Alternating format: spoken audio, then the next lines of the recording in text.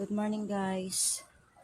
1 week na po ang nakalipas. Sisilipin po natin ang ating dragon fruit. Ayan. Ayan siya guys. Ganda. Malusog. Pero wala pa siyang sibol. Itong isa naman, ayan maganda rin. Oh, ayun. May sibol na guys. Ayan. Yan yung first vine niya.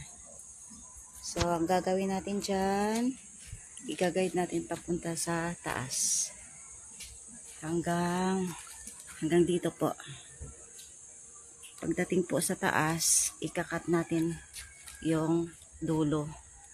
Ikakat natin dito. Para lumabas ulit yung another vines niya guys.